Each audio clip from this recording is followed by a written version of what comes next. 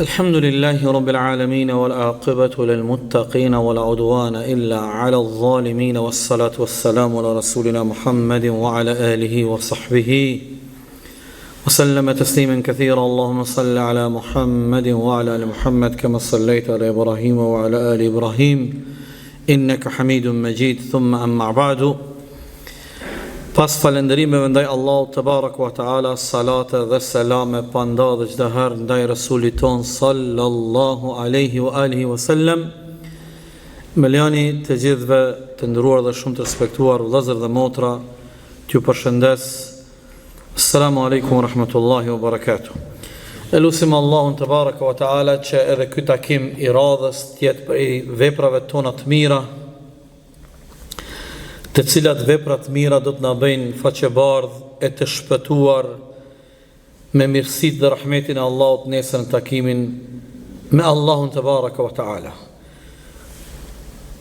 Vazhdojmë me kapitullin që 2 javët e kaluara i kemi kaluar me këtë kapitull, nga se Imam Nevaviu rahimahullah ka sjell një numër më të madh të haditheve në këtë kapitull dhe sonte do ta përmbyllim këtë kapitull, i cili është kapitulli që flet për lloj-llojshmërinë e rrugëve drejt bamirësisë. Vetë fakti që Allahu te baraka wa taala ka kriju 8 lloje të xheneteve dhe të gjitha llojet e xheneteve nuk janë të njëjta për nga kënaqësia dhe shpërblimi. Xheneti më i lartë është xheneti i Firdausit. Allahu na mundsoft xhenetin e Firdausit neve, prindërve tanë dhe gjithë dashurëve tonë. Vetë fakti që janë më shumë se sa një xhenet natyrshëm na jepet mundësia me kuptu dhe me analizu se Allahu te baraka wa taala ka lënë shumë rrugë dhe mundësi për punë të mira që secili ti afrohet xheneteve të Allahut me mirësitë e tij në rrugë të ndryshme, në forma të ndryshme, me bamirësi të lloj-llojshme. Hadithi i radhës 134 nga libri i bekuar Riyadus Salihin është hadithi i Xhabirit radhiyallahu anhu. Thot Xhabiri, ka thënë Rasulullah sallallahu alaihi wasallam: kullu ma'rufin sadaqa. Çdo vepër e mirë një herët është edhe sadaka. Hadithin e transmeton Buhariu, po ashtu edhe Muslimi. Të dashurit e mi, këtu du me bo një sqarim me rëndësi. Ne nuk guxojmë mos me e ditë këtë. Nëse kishim me bo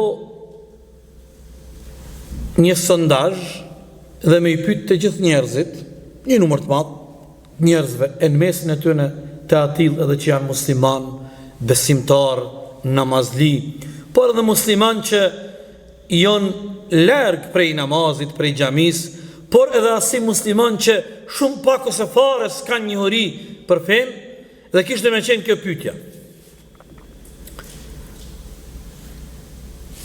çka quajmë vepër të mirë? Cila është vepra e mirë?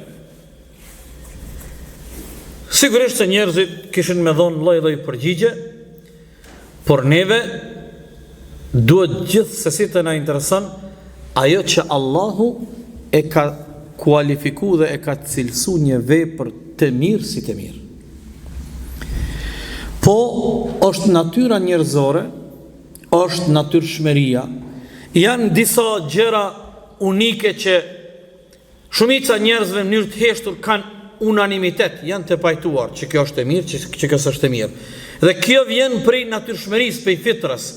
Por duke e ditë se ata që janë larg nga rruga e Allahut zhyten në gjinoa në harame, atëherë fitraja, natyrshmëria e tyre nuk është shumë aktive, apo nuk dëgjohet zëri i fitrës. Prandaj është shumë e rëndësishme ne këtë ta kemi në mendjen tonë, çka quajmë vepër të mirë, edhe cila është vepër e mirë. Përgjigjja është se vepër e mirë është çdo vepër e mirë të cilën Allahu e ka kualifikuar dhe e ka quajtur apo e ka cilësuar si vepër të mirë, dhe edhe e kundërta. Çdo vepër që Allahu e ka cilësuar dhe e ka quajtur e keqe, ajo është e keqe. Edhe pse njerëzit nuk munden mos më u pajtu për shkak të ignorancës dhe padijes së tyre. Prandaj, kur ka thonë pejgamberi alayhis salam, çdo vepër e mirë është sadaka, këtu është për qëllim çdo vepër e mirë që i plotson ato kushtet që Allahu e ka quajtur një vepër të mirë, për të mirë është sadaka. Dhe tani kjo porosi e pejgamberit alayhis salam është një mejdan i gjon, është një mejdan i madh që Allahu te baraka wa taala neve dëshiron me na jep mundësinë pothuajse në çdo rast, në çdo mundësi me bë punë të mira inshallahu taala. Por jo vetëm punë të mira, por hadithi e ka edhe një informat me rëndësi. Kur thotë Rasulullah alayhis salam, çdo vepër e mirë në të njëjtën kohë që kryhet, ti kish problem, por ajo është edhe sadaka. Ajo regjistrohet edhe sadaka. Hadithi radhës është prap hadithin që transmeton Jabiri radhiyallahu anhu, thotë ka thonë pejgamberi alayhis salam, ma min muslimin yaghrisu gharsan illa kana ma ukila minhu lahu sadaqa. Çdo musliman i cili e mbjell një fidan, një pemë, një dru, çdo fryt prej kësaj pemë që hahet, atëherë prej çdo kujt, kjo konsiderohet, ai që e ka mbill atë pemë, atë fidan, konsiderohet për të sadaka. Edhe krijesat, çdo krijesë që han, jo vetëm njerëzit, konsiderohet sadaka. Shëqeni vëllezër çfarë feje madhështore kemi.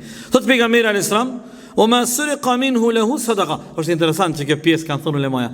Thot edhe nëse dikush prej një pemë, prej një mollë, një dardhë, një kumbulle, vjedh.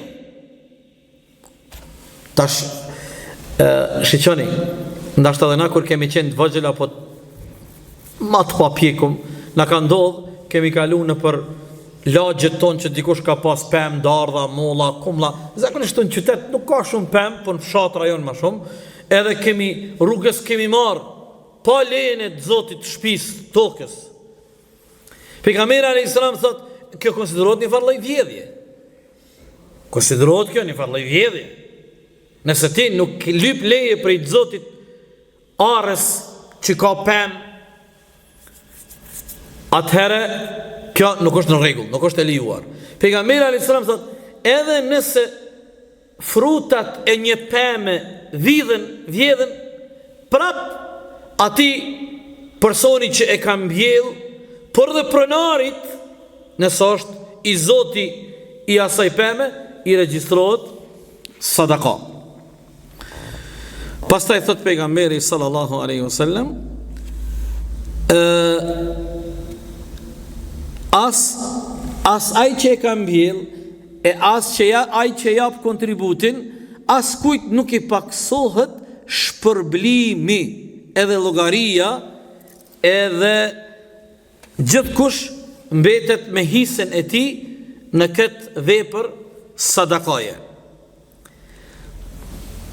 Këtu tash ka ardhur një transmetim tjetër. Nuk ndodh që muslimani të mbjell ndonjë fidan, ndonjë pemë, ndonjë bim, e prej saj të hanë njerëzit, që thot pejgamberi sa tash thot, kafshët, shpest, çfarë do lloj krijesa, vetëm se do të jetë kjo sadaka për të deri në ditën e gjykimit. Do të jetë kjo sadaka për të deri në ditën e gjykimit. Sa kohë, sa vite gjatë qëndron ajo pemë, ai dru, ai fidan, përfitojnë njerëzit, kafshët, shpest, krijesa të tjera, ajo sadaka llogaritet dhe regjistrohet tek Allahu. Kështu thot pejgamberi ynë sallallahu alaihi wasallam për këtë hadith, të cilin e transmeton Muslimi rahimahullah.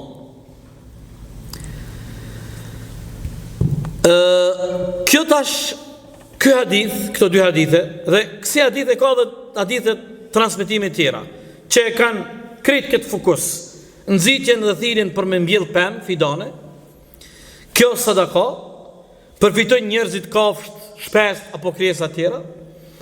Tash kjo neve, të nderuarit e mi, na muslimant nuk po kemi rastin, s'po flas për ne, por këtu bëjmë pjesë edhe ne. Nuk po kemi rastin sot muslimant, nuk e kanë rastin edhe për fajin e tyre, por edhe për fajin e tjerëve, me i tregu botës se na nuk jemi njerëz të egër. Qysh dikush na paraqet, këta janë njerëz të rrezikshëm, këta janë njerëz primitiv, këta janë njerëz fanatika, këta janë njerëz të errët, me mendje të errët, këta nuk shohin mirë, nuk shohin, këta nuk dhurojnë dashuri, këta s'din çka dëshia, këto janë krejt shpifje. Para 1450 viteve, kur bota ka qenë barbare, ktheunin librat e historisë. Pejgamberi alayhis salam para çdo betejë në gjitha luftrat e tij i ka porosit sahabët e tij mujahidët: mos djegni ara e fusha, mos djegni pemë e druj, mos bëni shkatrim. Çka na thot historia për luftat që kanë ndodhur prej të tjerëve? Sot në kohën tonë moderne, çka i ka ndodhur Gazës? Është problem me map. Ti me dit aty a ka pas njerëz, a ka pas shkolla, a ka pas spital, a ka pas xhami, a ka pas qerdha, a ka pas stadion, çka ka pas? Është rrafshu. Jo ajo që është mbi tokë, po edhe me dhjetra, ndoshta qindra metra poshtë tokës, aq ka qenë fuqia shkatruse e atyre bombave që janë përdor tek ai popull i shkret, i pafajshëm. E tash, ku është humania?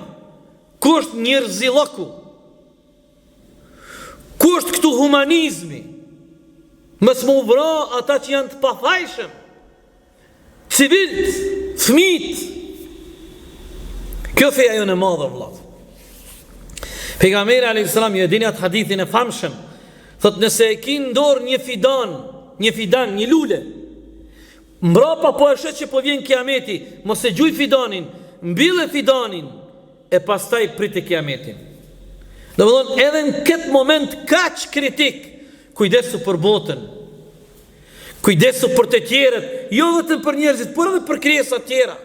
Ju e dini kur e ka pa pejgamberi alayhis salam, i ka pa në Medinë, do fëmijë të vogël në Medinë i kanë gjetë një dy zëjq të një plumja, po themi një plum, një shqiponj, ku ta diune. Dhe këta fëmija ja kanë marrë zëjq të vogël, e ai plumin, ai shpendi, çfarë do lloj shpendi, s'është më rëndësi, po fluturon mbi kokat e këtyre fëmijëve dhe po ankohet me zërin e tij, një farforme po çan. Kur e pa pejgamberi alayhis salam, ju tha fëmijëve, lëshoni këta zëjq, mos e maltretoni nanën e tyne. Pejgamberi alayhis salam ka thonë, kush del në gjyeti edhe vret shpez e kafsh me qëllim me bo, që po dalim, hajde e kom shajnën e mirë, hajde po dalim relax. Thot në ditën e kiametit ka me e plogarit Allah, nëse e ka mbyt edhe një zog apo një tromcak, e qëllimi i ti ka qenë thjesht abuzativ. Hajde kush e qëllon me të paren, qatë plum, qatë sor, qatë zog. Haram është kjo. Ku janë rregullat e kohës edhe botës moderne të civilizuar sot? A nuk ka thonë pejgamberi alayhis salam, pejgamberi ka ndalu, si ka qurtu Allahu atë pejgamberin e Allahut i cili e ka djeg një strufulog të bybrecave. E ka djeg strufulogin e bybrecave. Ka marrë qurtim. Në shqyqoni, dhe më thonë, feja dhe parimet e feston, prandaj ky hadithi i cili na flet për mbjelljen e fidaneve, pemëve, që përfitojnë jo vetëm njerëzit, por edhe krijesa të tjera, është me të vërtet i jashtëzakonshëm në ato se çka na porosët feja jon. Hadithi i radhës prapë transmeton Xhabiri radhiyallahu anhu. E ky hadith tash është interesant. Një sahabi e ka pas shtëpin larg prej xhamisë pejgamberit alayhis salam. Edhe ka vendos me shit shtëpinë e me ardh më afër xhamisë pejgamberit alayhis salam. Kur ka dëgju pejgamberi sallallahu alaihi wasallam që ky njeri po do me shit shtëpinë e tij për me ardh më afër te xhamia, e ka thirrë dhe i ka thonë: a është e vërtet që ti po don me shit shtëpinë se je pak larg prej xhamisë e po don me bleni shtëpi më afër xhamisë? Thot po. Atëherë pejgamberi e ka nxit mos me shit shtëpinë, edhe i ka lavdru shtëpinë e tij dhe ato shtëpi për rreth që kanë qenë kushërive të lagjes tij, edhe i ka thonë: inna bi kulli khutwatin daraja. Thot për çdo hap që ti e hapron deri te xhamia, mos haro se çdo hap për ty është një grad te Allahu dhul xhelal, është një drejtë, është një shkallë. Tash, dëgjoni, por mos me pas keq kuptime edhe ndonjë pikpyetje përballë këtij hadithi. Tash dikush thot, a i bjen kjo hoxh që sa më larg me pas shpinë prej xhamisë e ki ma sevap? Parimisht po kjo tash distancat kohore prej xhamisë dhe ne ku jetojmë sot janë domethënë ato parametrat kur ka fol pejgamberi sa dhe parametrat e kohës tonë sot janë parametrat që nuk janë të barabarta. Tash kush për juve ka qenë në Medinën e Resulullahit alayhi salatu wassalam, Medinja sot i ka ma shumë se 1 milion banor. Medinja pejgamberit ka qenë te xhamia e pejgamberit ku ju faleni dhe për rreth xhamisë. Ai xhamia ka qenë shumë e vogël. Po çajo, Kubaja, te xhamia Kubas, që është diku 3 kilometra prej xhamisë pejgamberit alayhis salam, minus plus. Pejgamberi kur ka ardhur prej Mekës, o ndal disa ditë në Kubaja ka qenë vend banim, si me thon katund jashtë Medinës. Prandaj sot parametrat e qyteteve të mëdha, metropoleve, është shumë interesant është të vëllezër. Ulemaja në librat e fikut i jemi në temën tonë. Do me thonë, po kthejnë aty, parimi mbet nëse ti e ke larg shtëpin prej xhamis, për çdo hap shpërblimi është i madh. Kjo nuk ndryshon në asnjë kohë. Por mënyra e të jetuarit, mënyra e ndërtimit të qyteteve, jetës urbane, kjo tani i ndryshon ato parametrat. Tash do më dalë të një mesele shumë interesant. Pejgamberi alayhis salam ka thonë, kush e dëgjon ezanin që thirret për namaz, çka duhet me bëj që e dëgjon ezanin? Me u përgjigj. Do të thonë, mu përsërit ezanin sigurisht, por me u përgjigj muezinit, mu fal. Tash ulemaja në librat e fikut kanë caktu kritere, regula që kjo distancë, ata s'kan pas autoparlanta. Disa kanë thonë, distanca ku dëgjohet ezani është 40 shtëpi larg prej xhamisë. Por tash qyre, kur thuhet 40 shtëpi në botën e shtëpive tona ku ne jetojmë, shtëpit janë tjera për shtëpive të tëre. Ndërtimi shtëpive, mënyra. Nga kjo kanë thonë ulemaja, deri në 40 kujshi është kujshia yt. Si ai i pari, i dyti, i treti ki hak ndaj kujshisë. Kur jon 40 kujshi, i 45, i 50, ai më nuk kujshia yt. Domthon, i kanë kriju do standarde, mbi që ato standarde. Ta shkon tonë moderne, ka autoparlant. Namazin e sabat, kur qetësi, kur njerëzit janë në gjumë, ezani mund të dëgjohet edhe 5 kilometra larg, edhe 10. Vjen pyetja, ai që s'ka mundësi me ardh, edhe ik namazi, ose ka rrezikshmëri, ftofti, ku ta di une? Domethënë, është shumë e rëndësishme këto me i pas. Prandaj pejgamberi alayhis salam kur ka fol për këtë sahabin pe Banu Seleme, i cili Ka vendosur me shit shtëpin me një qëllim shumë fisnik, më kun më afër xhamis. Pejgamberi i ka thonë, jo, edhe ti edhe shtëpit aty qeni në atë lagje, jeni shtëpit bekuara, por ja ka jap një motiv shtesë, i ka thonë, për çdo hap që e bën me ardhej te xhamia je pak më larg, e ki një shkallë, një drejgje tek Allahu te baraka ve taala. Po e në këtij hadithit është me tregu edhe një rrugë, edhe një mënyrë e bamirësisë është nëse e ke xhamin pak më larg. Kujtoj këtë hadith dhe mos e haro shpërblimin. Hadithi i radhës është hadithi i Ubej ibn Ka'bit radhiyallahu anhu, thot edhe ky flet, hadithi është i të njëjtës tematik. Një njeri e ka pas xhamin larg, edhe i ka thonë dikush, kishte me qenë mirë nëse ke mundësi me bleni një gomar, që me arë në xhami me gomar edhe kur është errësir, por edhe kur është nxehtë, në shkretin. Atëherë pikërisht te ky hadith ka ardhur ajo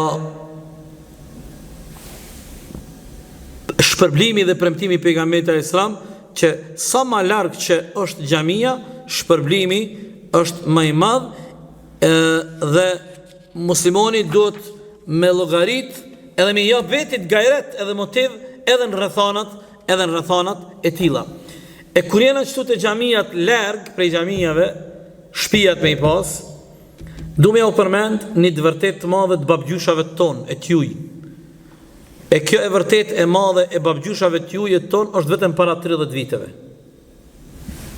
Para 30 viteve, e nëse do në toni pak ma larg më shku, është hala ma interesant.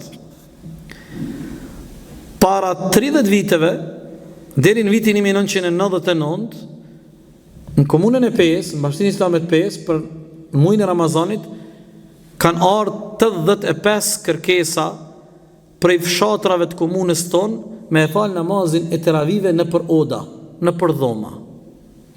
Fshati në Bërgjan i ka marrë 4 hoxhallar. Një mahall një hoxh, një mahall një hoxh, një mahall një hoxh, një mahall. Fshati Lutogllav 2 hoxhallar. Në Bërgjan i Lutogllava xhamin e kanë ngjitur të rrohotit. Do të thonë nuk e kanë marrë një hoxh krejt fshatin në Bërgjan, po fshati i madh 4 hoxhallar me lagje. Kjo mahall një hoxh, kjo 30 natë me fal taravin, por edhe jon fal namazet e dreka i kindia, kshomi acia, çush e kanë organizuar atë botë. Sa njerëz më thonë se baba jam shkoj kënë kom prej këtujt të filon xhamia 3 km 4-5. Keni parasysh, rrugë kemi pas pak, vetura kemi pas pak, transport lokal pak. Nëse shkoj pak ma herët, kjo është të e kom përmend edhe një herë, nashta dikush ka qenë ligjërat e ka të gju, po ndërtu xhamia në fshatin Vranotës në Lugë të Baranit, dhe po ndërtu xhamia në Logj në fshatin Logj, një pjesë e Lugit të Baranit edhe muslimanët e Logjës, a dini ku kanë shku me e falë Bajramin? Në fshatin Zatriç në komunën e Rahovecit. Në fshatin Zatriç në komunën e Rahovecit. Po flasim për një periudhë më shumë se 250 vite. A dini prej Logjës deri në fshatin Zatriç në Rahovec janë mbi 35 kilometra. Shumë kanë shku Bajramin. Atër as traktora, as nuk qushëm, Allahu ala. Po ambicje.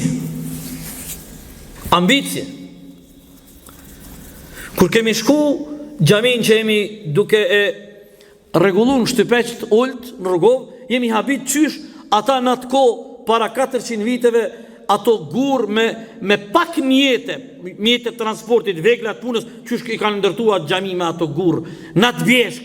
Allahu akbar. Çfarë ambicie? Prandaj kështu Islami e të motivon drejt ambicjeve të larta dhe të jep forcë dhe fuqi, pavarësisht rrethanave, ndërsa sot në kohën tonë komoditeti, konformi, mundësitë e mira, vetura, gjithat na bojnë ma pak ambicioz, na bojnë ma të dopt para kërkesave. Hadithi radhës është hadithi Adi ibn Hatim, i cili thotë e kam dëgjuar pejgamberin sa ittaqun nara walau bi shiqqi tamratin.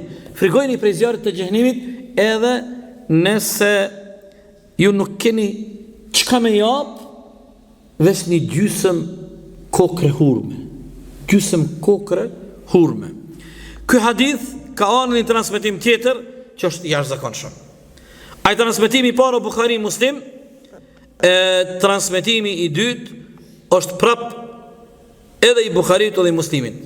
Hadith i jashtëzakonshëm. Thot pejgamberi alayhis salam: çdo njëri për juve nesër në ditën e gjykimit Allahu do t'i fol drejt për drejt pa përkthys.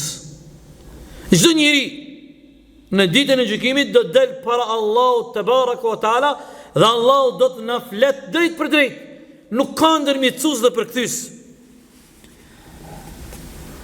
Fayanzuru aymana minhu fala yara illa ma qaddam.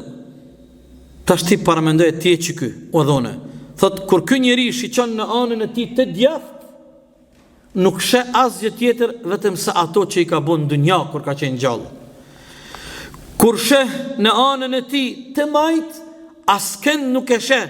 Domthon për tendenca, po shiqon në djathtë në majt, tendenca kjo në vetvete po kërkon a e ngjot dikon, a më ndihmon dikush.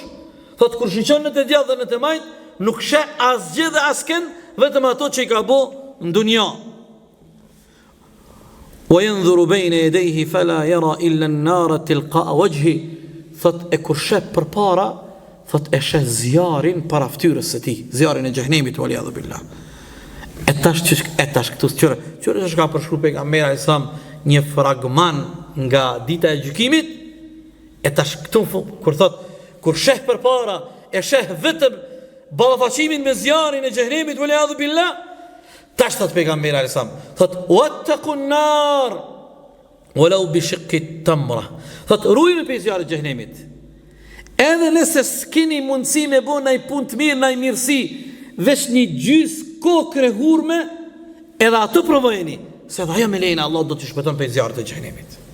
Edhe ajo nëse bëhet për Allah, Zotën Allahu nuk i vlerëson veprat tona, ajo të mëdha, ajo në shumë. Allahu i vlerëson veprat tona, a janë kualitative, a kanë cilësi, a janë të sinqerta për Allahun te baraka wa taala.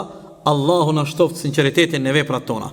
Hadithi i radhës është hadithi i Enesit radhiyallahu anhu. Ky hadith edhe një është edhe përmbyllim këtë kapitull.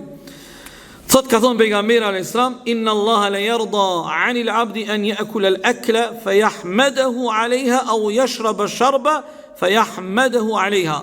Thot pejgamberi alayhis salam, vërtet Allah është i kënaqur me robin kur robi han ushqim e falenderon Allahun për atë dhunti, por edhe kur robi pin diçka e falenderon Allahun dhul xhelal.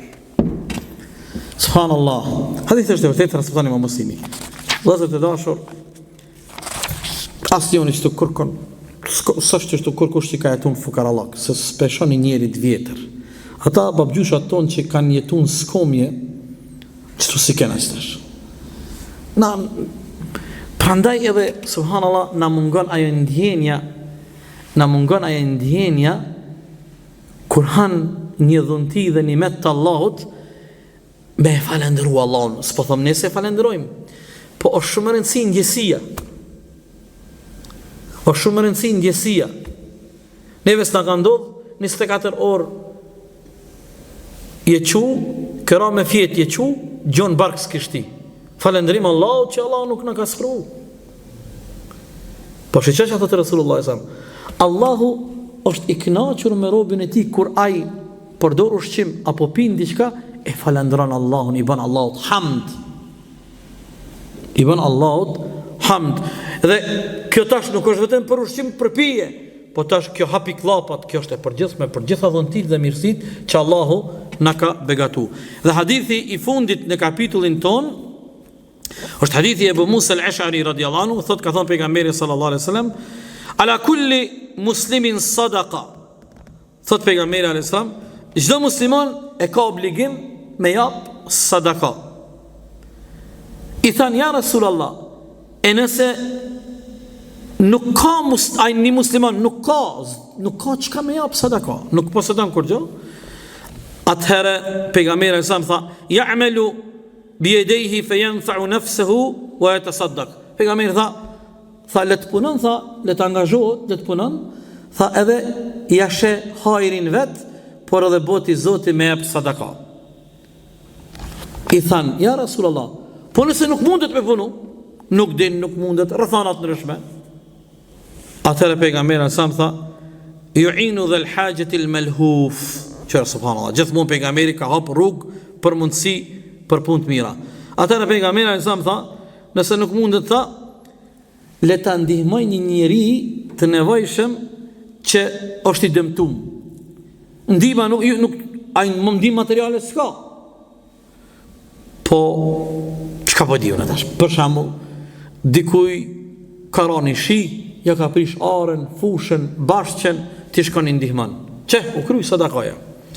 Atëherë i thanë pejgamberit e sam, po nëse edhe nuk mundet që të punë me kry, nuk jepet mundësia, s'ka kapacitet, ku ta di une? Pejgamberi alayhis salam tha, "Ya'mur bil ma'ruf aw bil khair." Atëherë nëse s'ka këtë mundësi, le të bën përpjekje me urdhëruar punë të mira. Prap kjo sadaka. I thanë, ja Rasulullah, po nëse edhe këto s'ka mundësi me bë, atëherë pejgamberi alayhis salam tha mos të bën sherr, le ta ndal vetin pe sherrit. Tha dhe kjo sadaka. Allahu akbar, çfarë feje e madhe. A dini që ky është një debat i madh, a më mirë është me mësu njerëzit me bo mirë, a me mësu njerëzit me ndal ata vetin mos me bo sherr? A dini që ka rrethana dhe momente më mirë njerëzit me ardh deri në çat nivel të vetdijes, yumsik ani sherr, e ka ndal veten pe sherrit. Ni sherr mungu, ni haram mungu, ni gjuna mungu, ni punë keqe mungu. Kjo sadakata Allahu te baraka wa ala. Normalisht kur njeriu qëllimshëm për hir të Allahut, thotë nuk du me bë këtë keqe, se më ka premtu pejgamberi alayhis salam, ai që e ndal, muj me bëni të keqe, muj me bëni sherr, muj me dëmtu dikon, po më ka premtu pejgamberi që ai që e ndal veten prej sherrit, ke shkruhet sadaka dhe ka shpërblim të Allahu te baraka wa taala. Këto hadithe vëllazër për këto 3 javë që kemi qenë së bashku, është një numër i haditheve të cilat pejgamberi alayhis salam na ka sjell në shumë rrugë dhe mundësi alternative që ne asnjëherë sikur ky hadithi i fundit s'mundet me bë këto, e bën këto, s'mundet këto, këshyr këto. Gjithmonë është një derë e hapur që neve na jepet mundësia me bë vepra të mira dhe me fitu shpërblime tek Allahu te baraka wa taala. Elus Allahu dhul jalal që Allahu të na shtoj dëshirën e zellin e dashurinë për punë të mira dhe për punë të xhairit, derisa ta fitojmë kënaqësinë dhe razin e Allahut te baraka wa taala, si dhe Allahu të na jap fuqi dhe vetdije të duhur që të largohemi për punëve të sherrit dhe për punëve të këqija. Allahu ju shpërbleft, wallahu taala ala wa sallallahu ala Muhammedin wa ala alihi wa sahbihi ajma'in.